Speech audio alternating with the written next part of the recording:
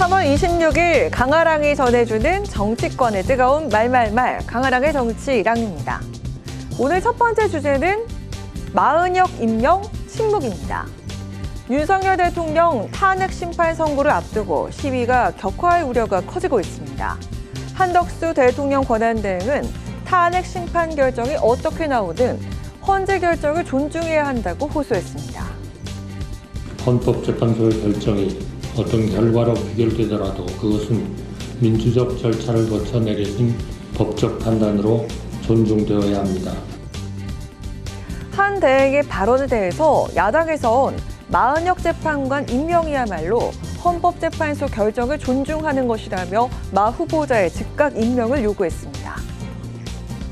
헌재는 이미 지난달 권한쟁의 심판에서 마은혁 재판관 미임명 상태가 위헌이라는 결정을 만장일치로 내렸고, 한덕수 총리에 대한 선고에서도 마은혁 재판관 미임명이 위헌, 위법하다는 점을 분명히 했습니다. 마은혁 재판관 후보자를 즉각 임명하십시오.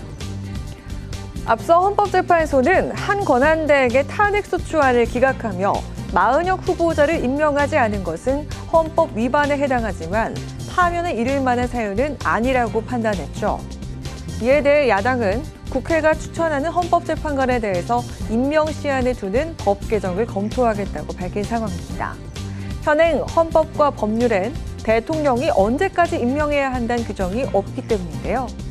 또 조국혁신당은 한 대행을 향해 마은혁 후보자를 이번 주까지 임명하지 않으면 탄핵소추안을 다시 발의하겠다고 밝혔습니다.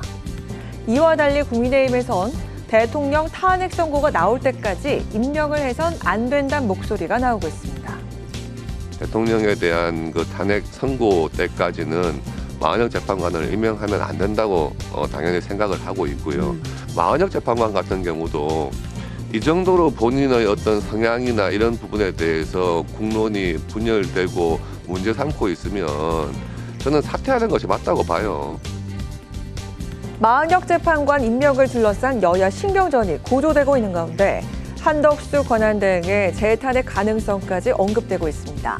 말을 아끼고 있는 한덕수 대행, 친북을 계속 유지할지 결단을 내릴지 그의 행보에 눈길이 집중되고 있습니다.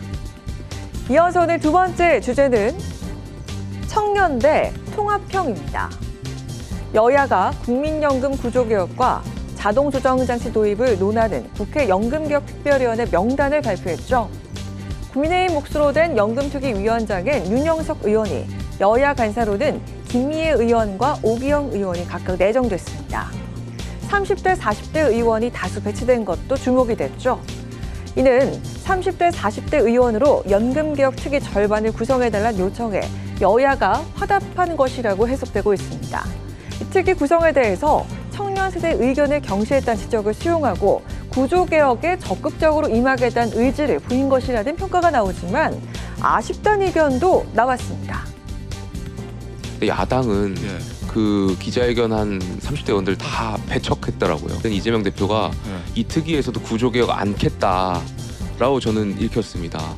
그래서 이 특위가 공전될 가능성이 좀 매우 높다라고 생각되고, 연금투기 구성 논의에 적극적이었던 30대 의원들이 배제된 것을 문제 삼자 민주당은 다양한 세대를 아우르는 동시에 분야별 전문가를 고루 배치하는 데 중점을 뒀다고 밝혔습니다.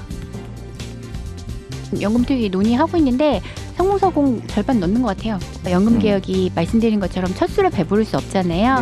그리고 연금이 국민연금 하나만 있는 게 아니에요. 기초연금도 있고 퇴직연금도 있고 뭐 사적연금도 있잖아요. 그래서 여러 가지 연금 제도들이 어떻게 조화롭게 국민의 노후를 잘 보장할 수 있을 것인가. 국민연금 개혁안 후폭풍은 정치권에서 흔히 보여지던 여야 충돌 모습이 아닌 세대 간 충돌이라는 새로운 양상을 보이고 있는 상황이죠.